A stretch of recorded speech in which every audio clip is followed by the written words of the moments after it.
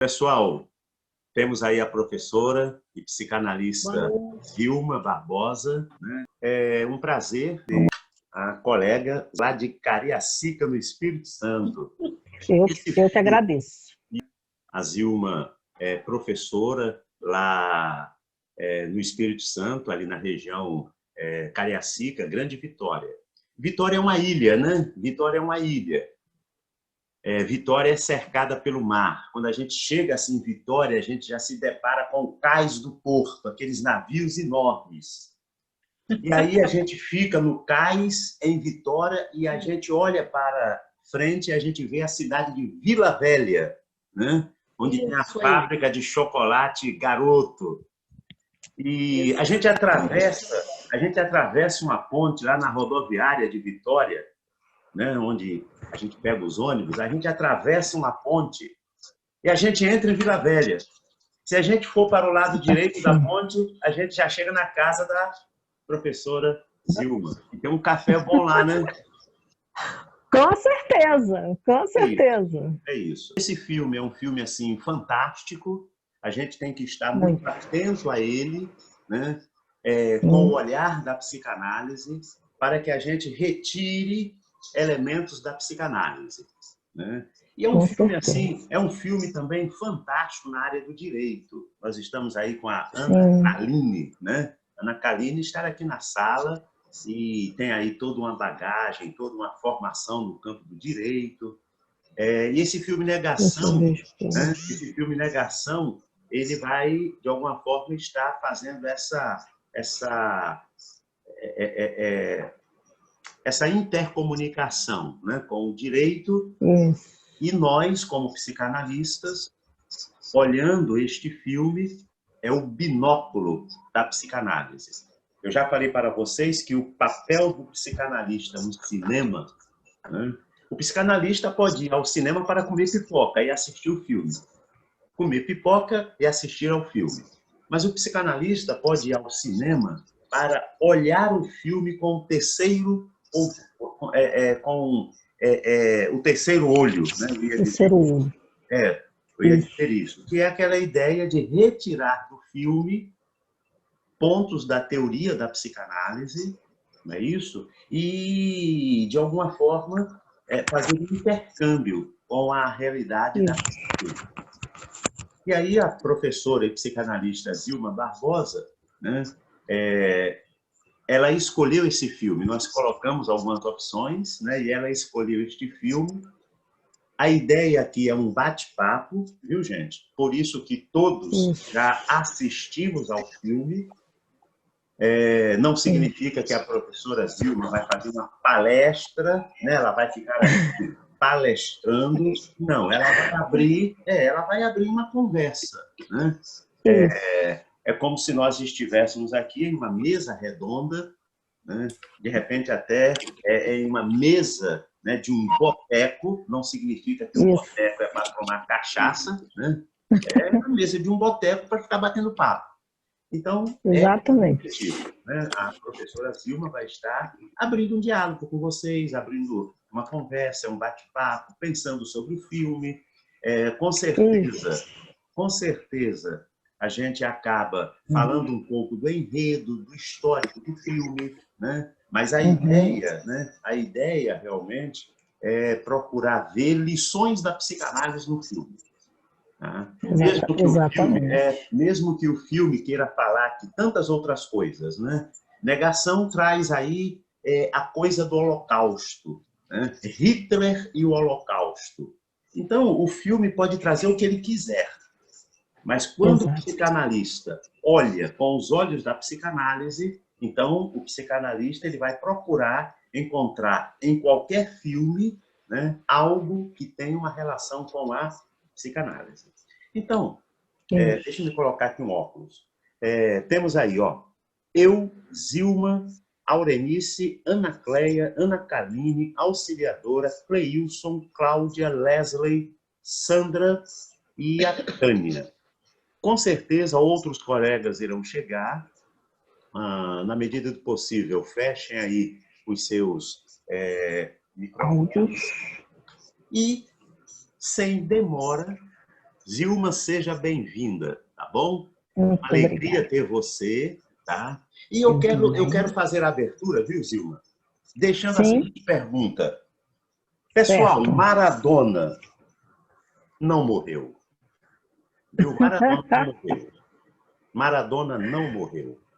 Então, eu estou colocando essa informação do Maradona, dando o pontapé, viu, Zilma? No nosso bate-papo Isso. de hoje. Né? Porque o filme Então, Negação, né? O filme Negação vai estar exatamente trabalhando atitudes negacionistas.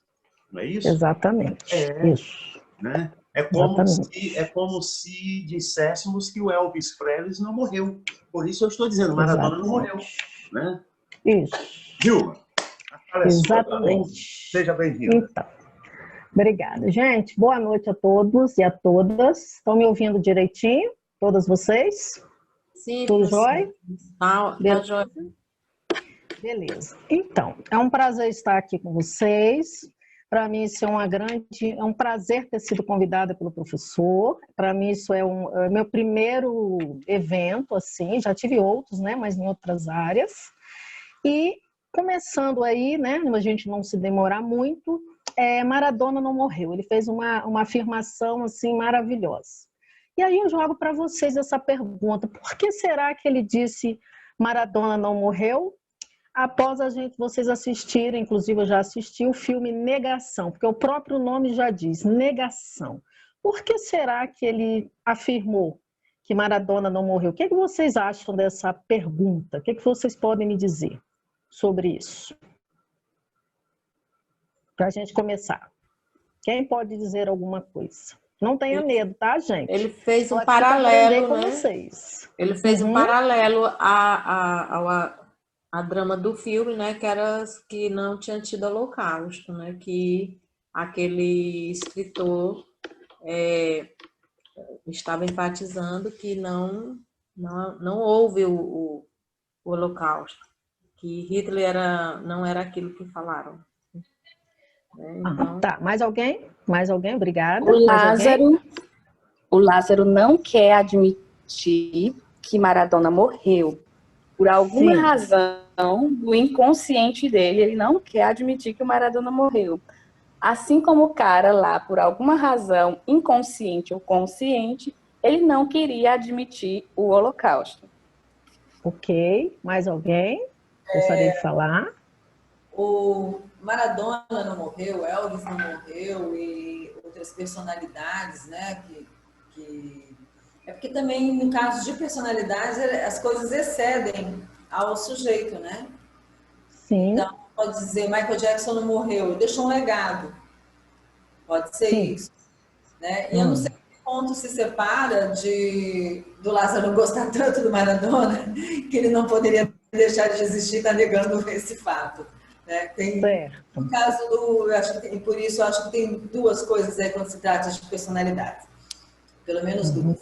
Né? E podem estar relacionadas. E no caso do Holocausto, é uma discussão antiga, né? Porque tem uma ala que afirma que não morreu ninguém, outras que morreram 600 mil pessoas ou mais. Certo. Né? Então é uma briga étnica entre judeus e alemães que se perpetua.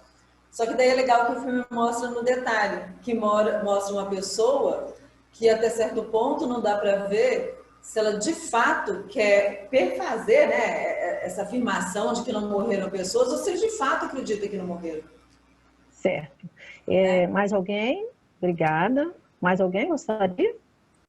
Eu acho que ele colocou uma provocação, porque assim, o negacionismo ele pode encobrir duas coisas, ou uma dor que você não quer aceitar e negando é mais fácil, ou você quer encobrir um mau caratismo crônico, porque você apoia alguém que realmente reflete o seu mau caráter, as suas próprias convicções, e negando o que ele fez, você também nega que é um mau caráter. Então é uma forma de autoproteção para você continuar fazendo os seus absurdos e não se sentir tão culpado porque o seu líder lá, né, a pessoa que você admira, não foi o culpado que as pessoas pintam. Então, negar é muito mais fácil do que aceitar a realidade de si mesma até. Certo. Mais alguém gostaria de falar? Tem muitas moças aqui bonitas. Vamos? eu acho interessante a questão do negacionismo. Eu vejo assim, as pessoas que negam, têm esse potencial de negar, é uma autodefesa. Eu consigo entender como se tivesse uma autoproteção por aquilo. E quando nós passarmos assim para a parte realmente do filme, a gente vai ver, vai tentar, né, compreender esse espaço, desde o Holocausto, onde não há uma aceitação completa daquele episódio. Eu não sei se é porque foi tão... Por que não foi? Desumano a tanto, e negar o evidente e negar uma proporção é uma autodefesa, é uma fragilidade, são vários sentimentos que podemos interpretar sobre aquele sujeito que nega. Certo. Alguém mais? Não? Medo de optar? Então, vocês acreditam que isso também pode acontecer na nossa vida particular? O que é que vocês acham? A gente pode estar cometendo também, de vez em quando, alguma coisa de negar isso que vocês falaram, muito importante? Ou não? É só no filme que acontece isso? Mesmo sendo uma história baseada em fatos reais, né? Eu acredito que vocês devem ter visto isso, né? O filme foi baseado numa história real, certo? E vocês pensando assim, vocês acreditam que isso possa acontecer conosco? Uma coisa assim bem simples ou não tão simples? O que vocês acham? Eu acho que está acontecendo na sociedade atual, né? Em terrenos locais e também mundiais. As pessoas estão negando coisas que a história já comprovou, que a ciência já comprovou, que pessoas morreram ao longo da história para comprovar, e tudo por conta que elas simplesmente tiram das suas cabeças que não existiu e pronto, sem ter nenhuma prova ou alguma coisa do tipo. Alguém mais gostaria de falar? Tem umas perguntas para vocês, mas eu gostaria que alguém mais... Acho que nós estamos aqui... Eu acho também a questão assim, eu até já falei, a negação é quando o episódio também é muito marcante na vida do ser humano. Quando o professor Lázaro começou com a provocação do Maradona, deu a entender a não aceitação de um mito, de um ídolo, de uma pessoa que criou aquele imaginário popular e que perpetuou sobre a memória. Ou então, negar a existência de um determinado objeto, de um ser, reafirmar a sua própria fragilidade, ou dizer que é forte. Tem várias interpretações para a negação, e uma delas no nosso cotidiano, é quando o episódio é muito marcante, capaz de haver um desapego muito forte, que as pessoas acabam negando. E a colega, ao falar da atualidade, ela foi muito feliz em fazer a contextualização. Sim. E você acha que está ligado, vocês, né, acham que está ligado ao fanatismo? O que vocês acham? Auxiliadora. Às vezes, desculpa, Clailson, fala, depois eu falo. Não, fica à amor, vontade, viu? Pode falar, meu bem, à vontade. E quando a gente se encontrar, a gente vai falar... Aqui é o bate-papo, tudo certo.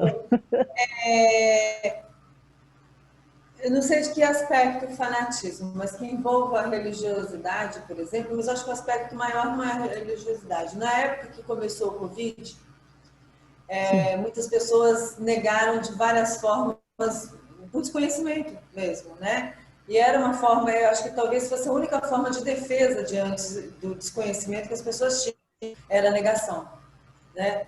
Então, eu vou citar 2 ou 3 exemplos bem rápidos. Eu estava em campo, no meio de comunidades, e as pessoas passaram a se pegar mais, o que foi temerário, dizendo que era para ficar tranquilo, porque quem tivesse fé não ia ficar infectado.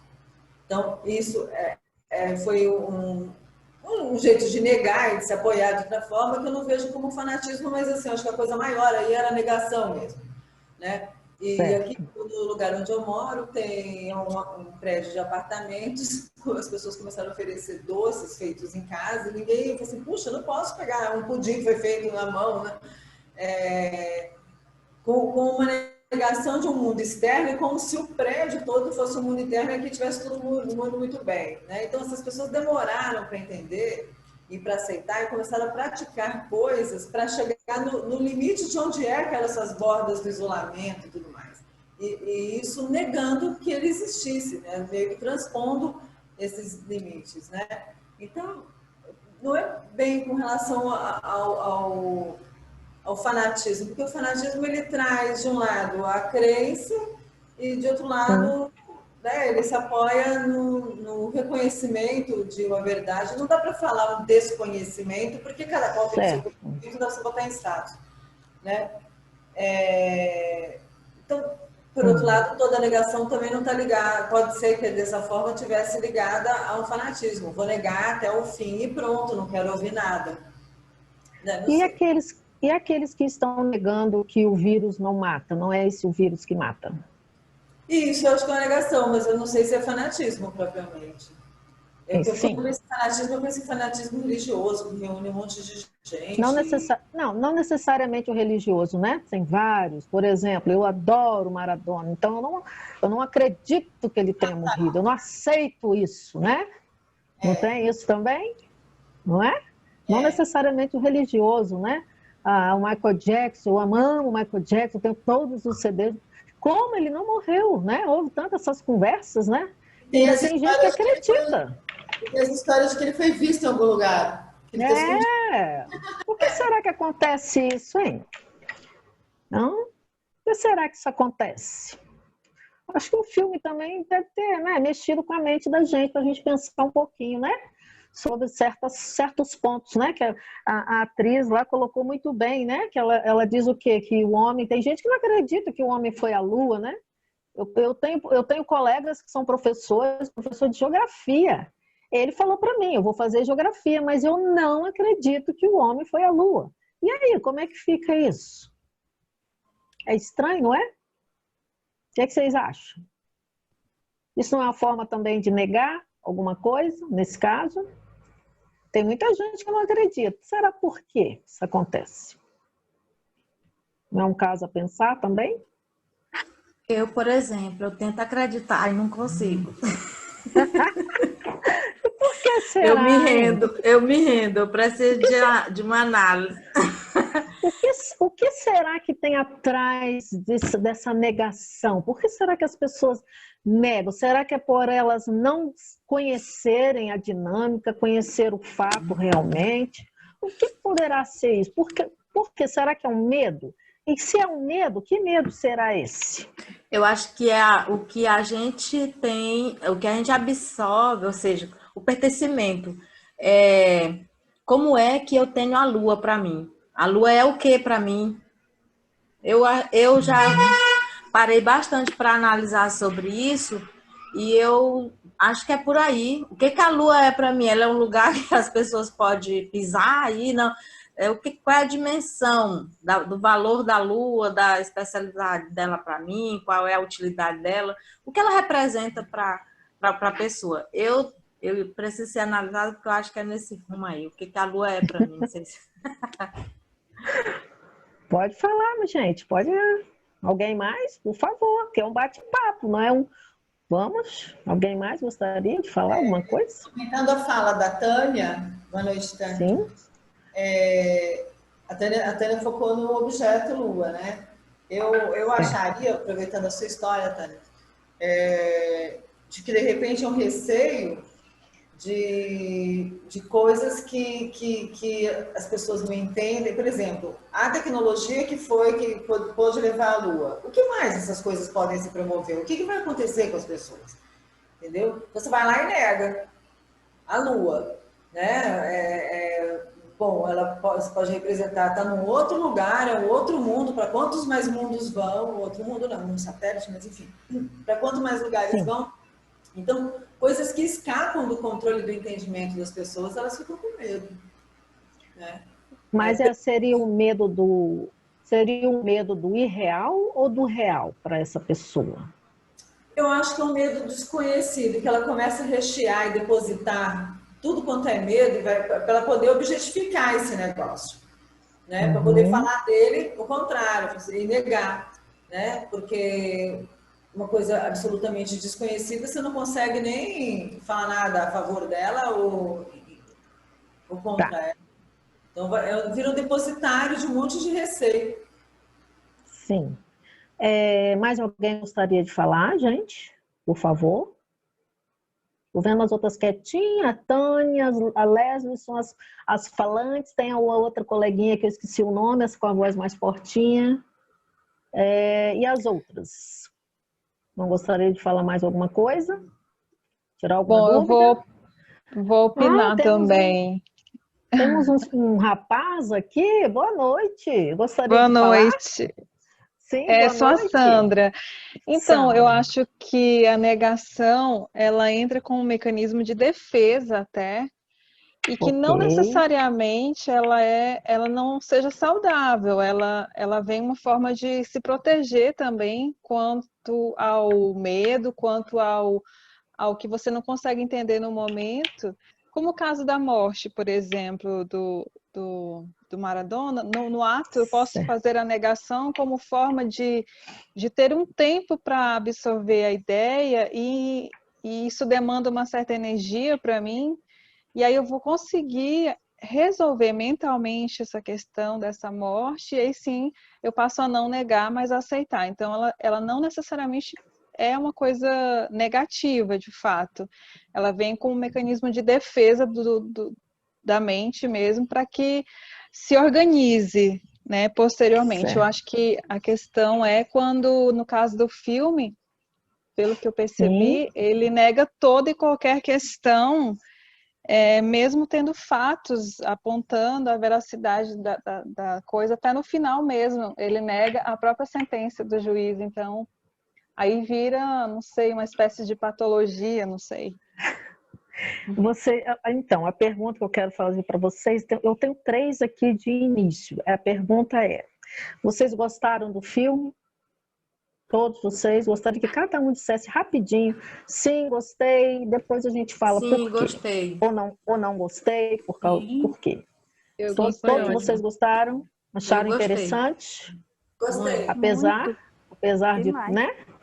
E assim, qual o ponto que mexeu com vocês? Assim, o que mexeu com as emoções de vocês?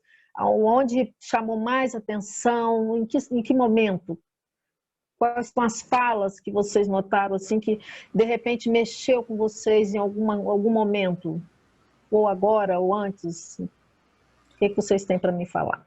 Um pouco no final do filme, já no tribunal, quando aquele senhor, que eu não lembro o nome dele, que nega que é historiador, né, do Hitler, sim, esqueci o nome dele aqui também. Ele chama muito do senhor Irving, né? O Irving, sim. Quando ele vai colocando possíveis interpretações, então, assim, deixa um pouco angustiado o receio de que elas pudessem, por razões de outros, de que estivesse lá no juiz, por exemplo, com a capacidade de decidir, tomar como plausível, você entendeu? Uhum. Poderia ter uma possibilidade a respeito das outras coisas. Então, essa parte foi uma parte que deixou um pouco angustiada. Gente, será que isso vai acontecer mesmo? Né? Sim. Enfim, entrar no filme, porque a gente sabe que não aconteceu. Você teve medo que naquele momento final o juiz daria ganho de causa para ele? Aquele senhor emplacar. Depois do resto do filme mostrou que não. Né? Teve o advogado da defesa que falou: olha, você está falando asneira. Né? Então, eu acho que ele rendeu muita gente ali nesse pedaço.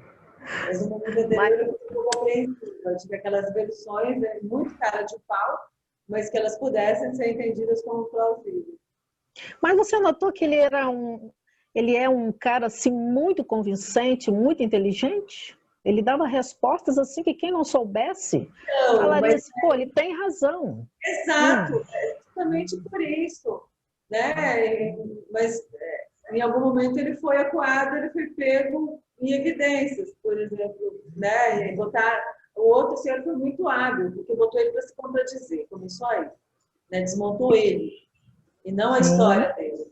e falando que, olha, são 2 milhas, né? Como que corre, qual que é a lógica disso? Então, ele mostrava um argumento lógico com a lógica dele. E dados, testes, né? Bombardeamento só começou em 1944, você está falando de 1943. Pronto, então, assim, a credibilidade dele, e não da história dele. Então, eu acho que foi interessante. Professor... Ok, pode falar, querido. Eu fiquei... o meu momento do filme foi quando a atriz principal, né? Ela... A Débora, né? Débora. Ela... Sim, Débora. Isso. Ela ficou naquele desespero, né? De que ela queria falar. E que ela, no fim, esse momento aí, eu fui pro lugar dela, porque eu sou muito de me defender, de eu mesmo ter o controle das coisas. E aí, eu fui pro lugar dela. E ela foi pro lugar dos pais dela, eu acho, né? E dos outras vítimas, dos outros réus, porque ali era uma multidão. Hein? E então, aquele momento ali, eu fui para dentro do filme. Esse pessoal, será que eles estão errados em não deixar ela testemunhar, falar, esse negócio todo. Mas aí, quando ela viu o negócio desenrolar de forma positiva, que ela foi tomar aquela birita com o advogado, aquele negócio todo, então ela disse para ele o que foi a chave de tudo. Ela disse, eu não, como eu posso dar o meu subconsciente para outro controlar, né? Então, eu entregar o meu subconsciente para outro, né? E aí ela disse, mas eu entrego para um francês, para um bebedor de vinho, né? E é nesse sentido. Então, ali eu me encontrei no filme, né? Então, estava nós, analistas. Foi isso. Mais alguém? Obrigada. Mais alguém? Sim. Aproveitando a fala da Tânia também, eu pude observar assim, várias partes do filme. O ruim é porque o filme legendado, você tem que ler e é bom ver também as expressões dos artistas, né? E fica muito complicado fazer esses dois jogos. Mas achei interessante a relação do direito com a psicanálise, como que os advogados eles tinham que ser assim, extremamente éticos, firmes, não se envolver emocionalmente com o caso. Isso é uma das coisas que Lázaro sempre passa para a gente, principalmente quando nas análises ele sempre está falando isso para a gente, né? Questão de não se envolver emocionalmente, porque isso pode atrapalhar no resultado tanto para o paciente quanto, no caso, para o cliente. No caso, a Débora, né, que era a cliente dos advogados daquela equipe. E uma coisa interessante que eu observei foi quando, numa determinada parte do filme, eu não fiquei só voltando para não atrasar, mas eu devia ter voltado para assistir novamente. Um momento em que, eu não sei se foi o juiz ou se foi o próprio o que estava acusando a Débora, esqueci o nomezinho dele também. Que ele diz assim, mas isso é uma questão de opinião. Não é a opinião dele de negar o Holocausto, ele não tem esse direito, tipo assim, algo que ele pode fazer.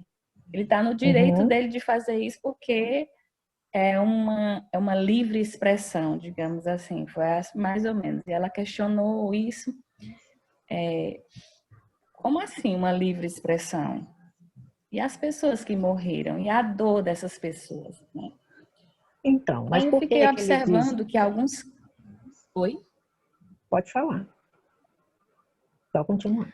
Eu fiquei observando que algumas pessoas elas podem até usar esse argumento, né, de livre expressão para cometer alguns atos, alguns delitos.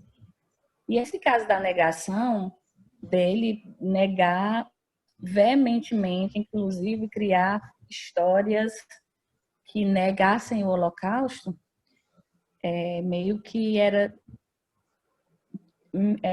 como que eu posso falar a palavra? Como disse no início também do filme, que ele era apaixonado por Hitler, né? Isso. Então, de certa Isso. forma, uma das colegas até falou, aí. né, sobre uma expressão parecida, dizendo que ele estava tentando encobrir, de certa forma, um sentimento que ele também tinha. Talvez ele fosse tão cruel quanto o Hitler, né? Exatamente. Mas tem uma parte lá do filme que quando como é que é, a Débora ajudou os advogados falando para eles irem à casa dele, porque ela descobriu que ele tinha um diário que escrevia coisas da infância, né? Não sei se vocês lembram dessa parte, não foi? Todo mundo concorda? Que viram, assistiram? E ela dizia o que lá? Ela dizia, vocês vão lá que vocês vão descobrir que ele é apaixonado por Rita desde a infância e ele escreveu muita coisa, de repente vocês vão conseguir descobrir alguma coisa lá, por que ele defende tanto o Hitler, ou seja, então ele vai negar o Holocausto, correto? Por que será? E eles foram até a casa, os dois advogados foram à casa dele, e ele ficou meio receoso, tipo, desconfiado. Por que querem ver meu diário aqui? Como é que vocês sabiam que eu tenho um diário?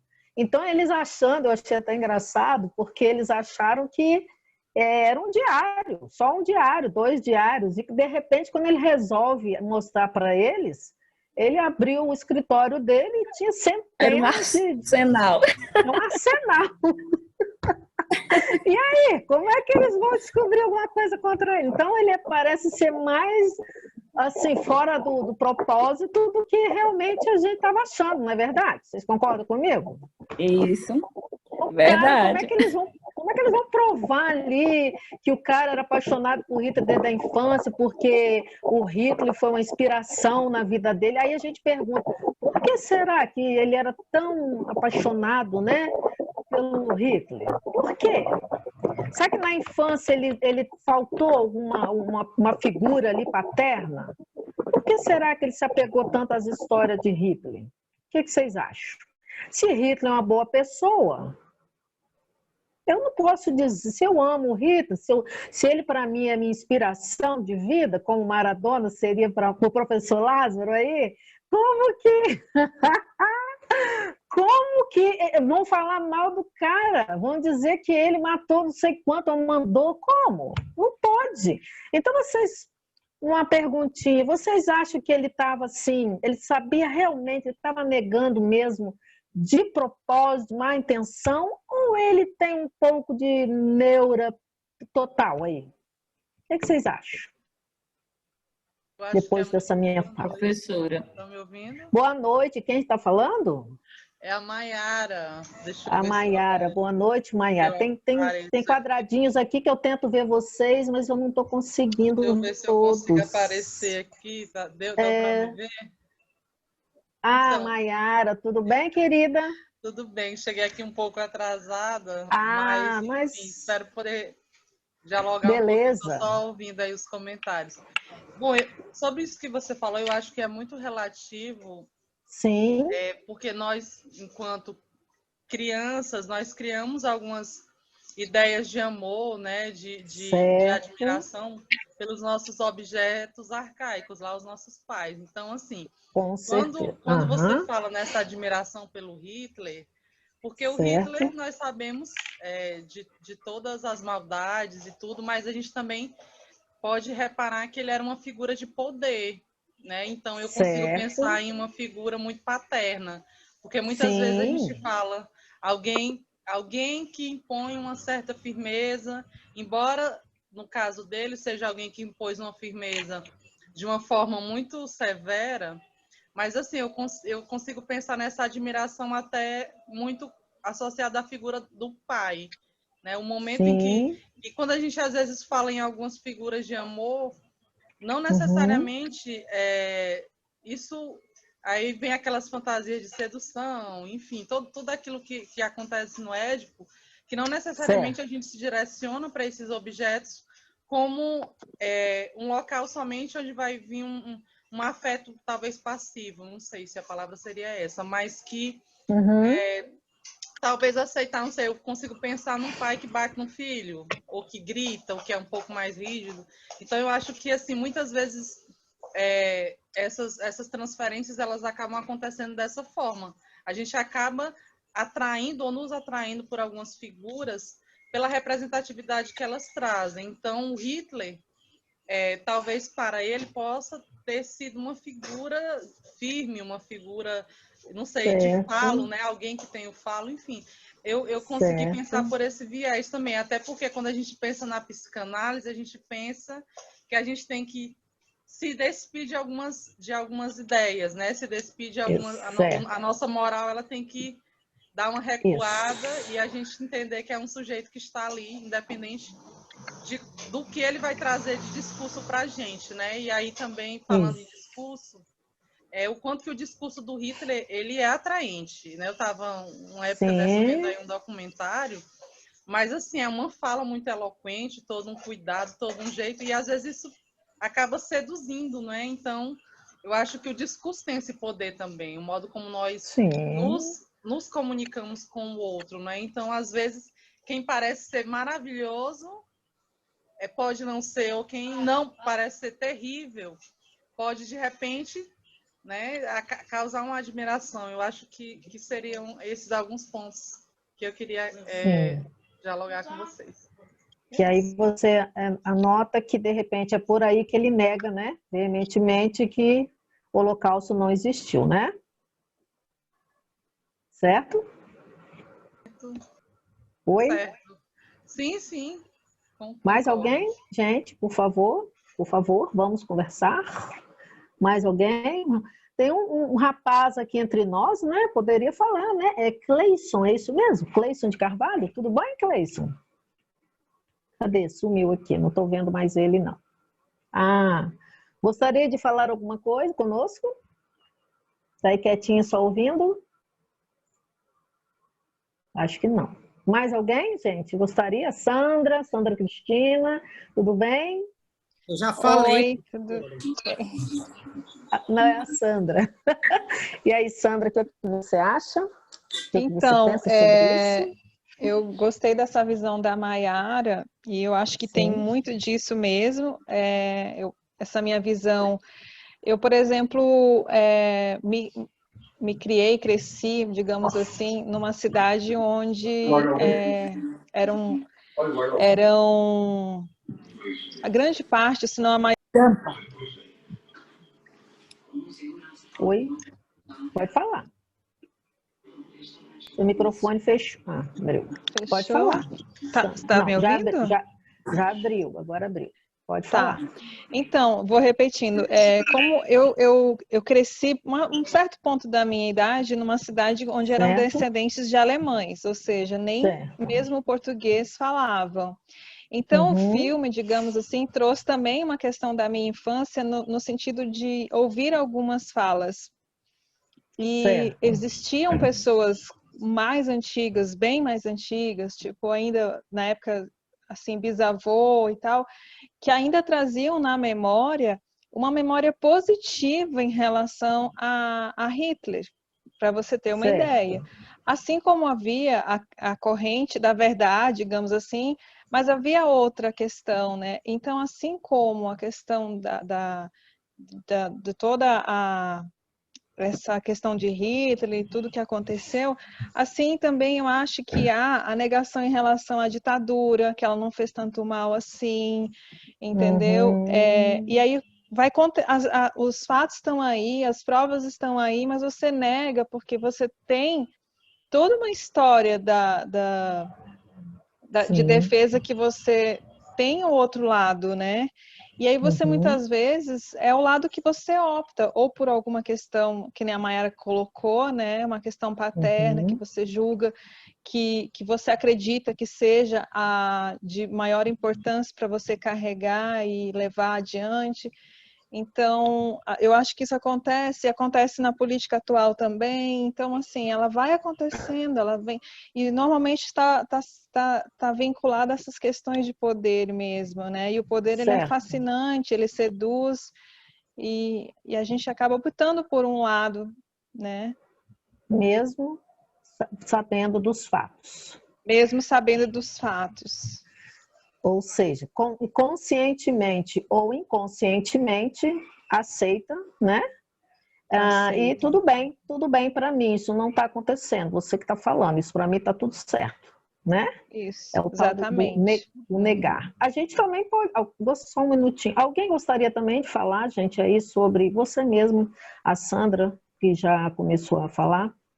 A gente poderia levar também essa questão, gente, para o racismo no Brasil, está se falando tanto nisso nessa semana, né? Vocês acham que a gente pode também levar por esse lado, que não existe racismo no Brasil, como quando a gente vê tantas evidências? O que é que vocês podem me dizer também sobre isso? Daqui a pouco a gente volta no filme, não tem problema. A gente está falando da negação mesmo. E aí? O que vocês podem me dizer? É Cleison de Carvalho? É Cleison? Eu falei direito seu nome? Clailson. Ailson? Clailson. E aí, Clailson, gostaria de dizer alguma coisa para a gente? Tá, eu gostaria de dizer que está maravilhoso os comentários. E acerca do filme, a gente vê a questão de uma historiadora, que é o lado da ciência, e alguém que nega um episódio histórico. E aí, a construção do ônus da prova é para quem nega uns fatos históricos, e que também foi marcado pelo livro da Débora, há todo um trabalho da oratória, um trabalho, por isso que os advogados, eles eram assim, aquela assiduidade, aquele jeito motivacional e forte que os advogados apresentavam para defender o contrário. É isso que no tribunal inglês, que por sua vez tenta realmente trazer e tenta contextualizar uma história que foi o Holocausto, que é marcante, e que a escritora que representa a ciência e o outro que nega um fato histórico. Esses dois paralelos, ele acaba, por vezes, gerando o quê? O que a própria palavra falou, a negação. E a nossa provocação inicial sobre a negação foi justamente no cerne de que é mais difícil negar ou comprovar. Parece que a gente é provocado por isso. É difícil, Lelis Borba, é difícil mais provar do que realmente negar. E essa negação do Holocausto, que está escrito no livro da Débora, é uma negação que tenta camuflar ou tenta tornar pessoas incrédulas de um fato que dizimou, no qual fala que Adolf Hitler, ele não foi um genocida, ele não provocou genocídio. Isso é muito forte, é como você pegar um fato histórico e vivente e começar toda uma estrutura negacionista. Para todos da história, isso é gravíssimo, mas é possível que aconteça. A negação dos ídolos que eu falo, gente, não é o sentido de fanatismo, não. Ídolo, a inspiração de alguém. E tudo isso a gente vê, e tão presente está, porque as pessoas estão levando o episódio de 1922, se eu não me engano, de Rodrigo Alves, que estão negando a própria vacina. É um episódio regresso. Por que eu estou tocando esse assunto? Porque as pessoas estão mais superficiais pelas informações que a gente tem e não consegue fazer uma leitura, não consegue ver a importância. Hoje, se eu for dar uma aula de história, que eu sou da história também, eu digo com certeza que eu vivi o momento que eu estou vivendo. Eu não preciso ler muitas coisas, porque a gente vivenciou. Isso. E a gente sente isso perto da gente. Olha, quando eu estava falando da peste bubônica, falando dos fatos, como ele foi distanciado de minha realidade na prática, parece uma coisa tão distante. Agora que está tão real, a gente vê a falta e os episódios minuciosamente. Com certeza, é isso aí. O ser humano está sempre negando alguma coisa, né? A gente está sempre negando alguma coisa. E você acha que o que você falou, é mais fácil negar do que encarar? O que você acha? Você quem negar tá o que já tem escrito, negar o que a história já vivenciou, o que tem artigos, trabalhos, a Leslie conhece isso bem, negar uns fatos que a gente pesquisa, que faz, é tão difícil, porque a negação, eu posso até dizer, é a não aceitação de uma realidade que confronta o ser. Com certeza. Ou você quer mostrar para os outros que é forte e que é super-herói, que está no poder, que aquilo não atinge, ou você simplesmente quer negar. A negação de fatos que aqui fala teses absurdas, falácias, não dá. É tanto que todos os momentos, a telecomunicação, o jornalismo está em cima, dizendo o artigo diz isso, a ciência diz isso. Eu estou colocando aqui contextualizado, porque negar um fato histórico que já foi comprovado, milhões de trabalhos feitos em décadas, é complicado. Eu não sei nem se uma pessoa dessa entra para uma pesquisa, gente que nega as coisas. Outra coisa que eu queria fazer um comentário. Boa noite a todos. Boa noite, quem está falando? Augusto César. O César. Augusto César. Certo, boa noite. Boa noite. Talvez também o fato de negar seja aquele fato também de dominar, para mim. Ok. Em que sentido? Se eu nego, pronto, o Holocausto, se eu nego o racismo, eu digo, fique nessa posição, não saia, aceite, que isso é normal, né? E sim. Quando a gente enfrenta e diz, não é, aqui eu não posso negar essa realidade. A realidade é dura, crua, machuca e a gente tem que enfrentar e olhar de frente. Quando eu nego isso, ou aceito essa negação do outro, eu aceito uma dominação. Era nesse ponto também que eu queria. Exatamente. É aquilo que a gente diz assim. Bom, a gente pode levar a história do filme, a negação, por muitos aspectos que acontecem na nossa vida, né? Na nossa realidade. Que é negar exatamente isso. Negar que uma mulher que apanha todo dia do marido, mas ela tem medo de tomar uma posição, ela também nega que isso está acontecendo com ela. Aquilo não está acontecendo. Mas está acontecendo, né? E tem uns que já cansaram de negar para ela. O pior é quando você nega para você mesmo, não é para o outro, é para você, certo? E o senhor, como é que é o nome do homem que eu já esqueci aqui? Irving. Ele, na verdade, ele está negando para ele, mas aí que está. A impressão que dá, quando a gente começa a assistir ao filme, que ele faz por mau caratismo, mas ao longo do tempo o discorrer do filme, a gente começa a perceber que ele não está sendo nem mau caráter, não. Ele acredita mesmo. E aí? Por que será? Será que é porque ele é tão fanático pelo Hitler, ele idealizou um pai, e o pai dele tem que ser um cara legal? Então, como que o Hitler é má? Não pode ser, não é? E aí, como é que fica isso? O que vocês acham? Isso pode acontecer na realidade? Tem eu acredito que eu não sei o nome, eu esqueci o nome dela, que falou agora da negação, e é o seguinte, ele acreditando, né? Por vezes, falou de ídolos e tudo mais, é isso. Tem uma ligação da pessoa com o objeto que ela nega. Ele deve ter arrumado um lugar para ele tão arrumado, né, vamos falar assim, que negar o objeto, seja o que for, né, o entendimento acerca do objeto, desloca ele desse lugar e ele não vai querer. Então, é melhor que ele permaneça ali negando para ele não se deslocar desse lugar onde ele arrumou para ele, né? A dominação tem a ver com isso, não venha mexer muito porque desestabiliza, deixa assim, né? E a gente continua do jeito que está.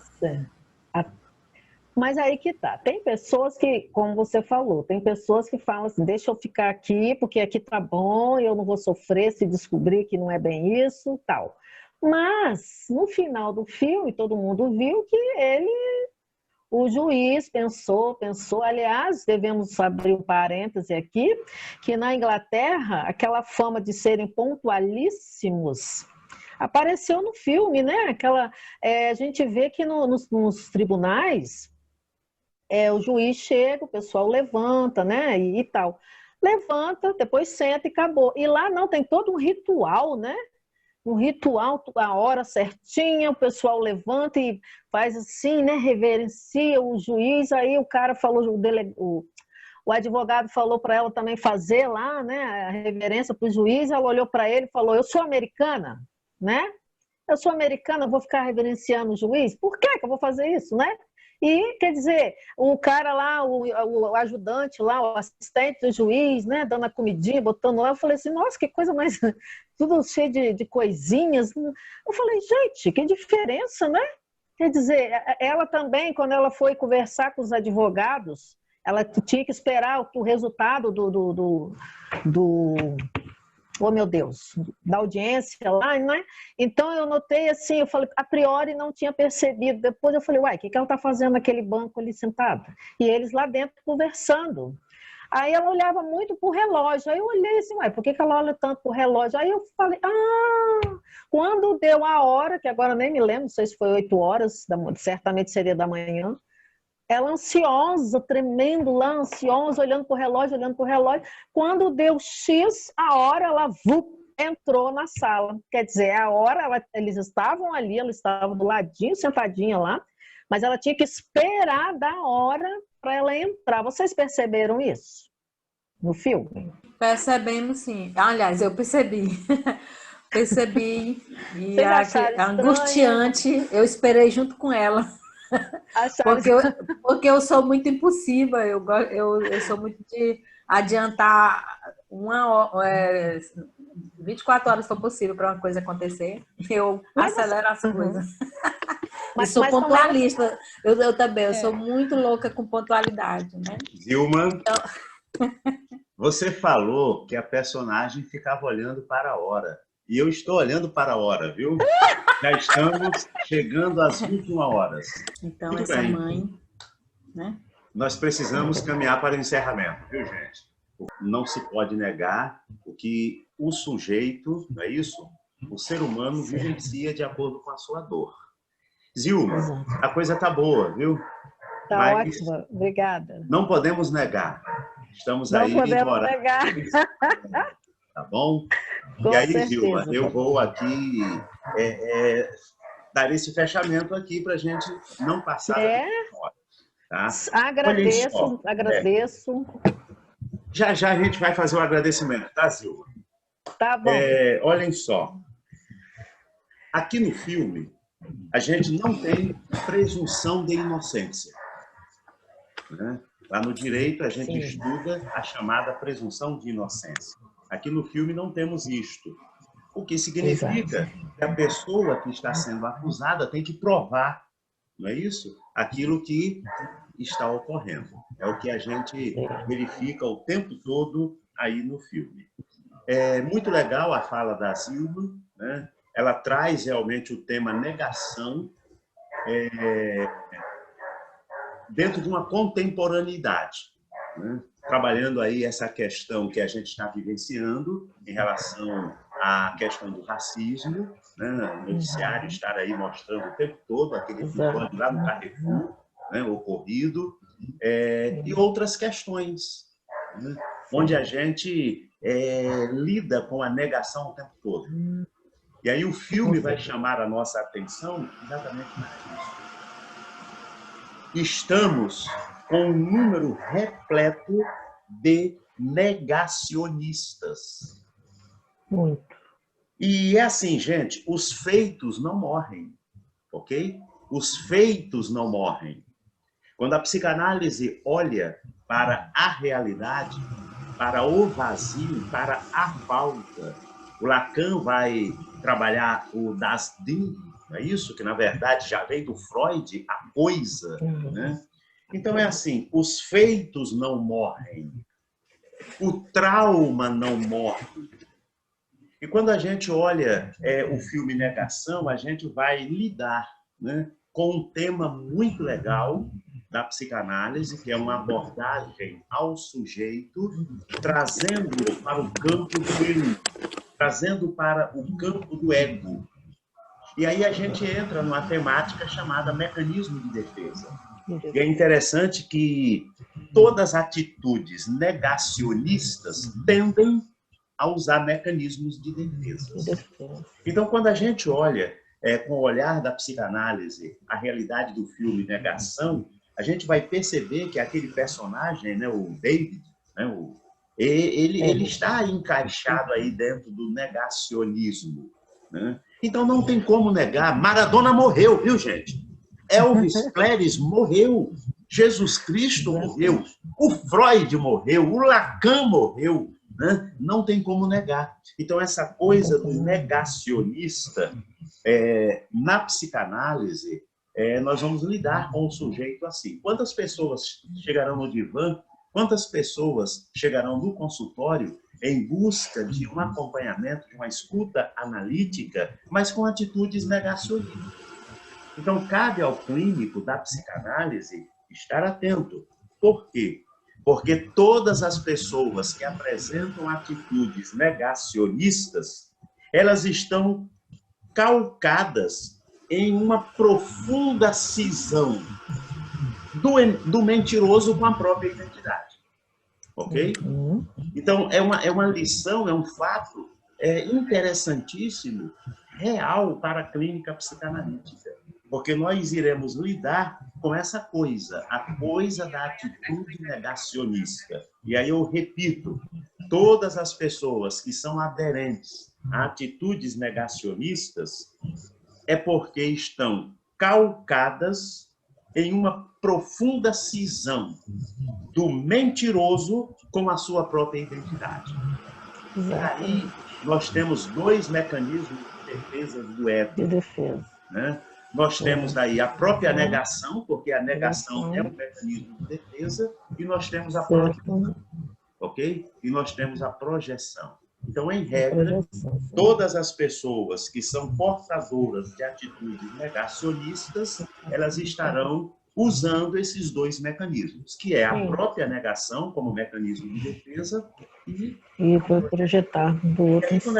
Quando a gente vê a projeção, a ideia é projetar no outro aquilo que o sujeito quer que seja. Na verdade, Melanie Klein vai falar sobre o mecanismo de identificação projetiva. É quando o sujeito pega parte do ego dele e projeta no outro com o objetivo de manipular o outro, né? Com o objetivo, de alguma forma, de torcer a verdade, torcer as coisas. Então, olha, nós vamos encerrar repetindo para vocês: os feitos não morrem, traumas não morrem. E a psicanálise vai estar lidando com esta grande verdade, tá bom? Professora e psicanalista Zilma Barbosa, lá do Espírito Santo. Muito obrigado, viu? Muito obrigado. Boa noite. Amei estar aí com vocês. Amei mesmo. Ok. A gente precisa realmente encerrar. Sandra Cristina, legal, valeu aí sua presença. Tânia, que está no Maranhão, não é isso? Muito bom, Tânia. Traz aí essa informação, né, deste ato que não pode ser negado, né, do que ocorreu, que abalou lá a cidade lá da Tânia. Leslie, muito obrigado. Cleilson está aí com a gente, legal. Oi. Maiara está em Parnaíba, litoral do Piauí. Muito legal, Maiara. Legal. Com a gente. Aí amanhã a gente tem um encontro. Eu vou falar, Cleilson. A Aurelice é a pessoa que está mais distante. Ela está aqui no compartimento ao lado, viu? Ela está aqui no compartimento ao lado, viu? A Sandra, a Ana Cleia, Cláudia, auxiliadora, Ana Kaline, Marlene e o Augusto, tá bom? Gente, assim, nossa palavra de gratidão a vocês, viu? Agora sim, amanhã nós temos um outro evento. Amanhã nós temos o colóquio de psicanálise, ok? Estaremos aí com o nosso colóquio. E o Francisco Clailson, né, que é da área da história, da área da filosofia, e está, né, no programa de psicanálise, então é um psicanalista em formação. O Clailson, ele será o nosso articulador. Amanhã, o colóquio, nós teremos aí o Clailson apresentando o tema, o cuidado de si e do outro, né? Com Michel Foucault, né? E o Pierre Hadot, ok? Então, a gente deixa o convite, o link para inscrições para o evento de amanhã já está funcionando, já temos pessoas, inclusive, inscritas. Ok. Gente, um abraço, uma boa noite. Ok. Ok, obrigado. Boa noite. Obrigado, igualmente. Boa noite. Ótimo, professora, professor, foi tudo legal. Muito bom. Querido, obrigada. Tchau, tchau, Okay, tchau. tchau, tchau. Tchau.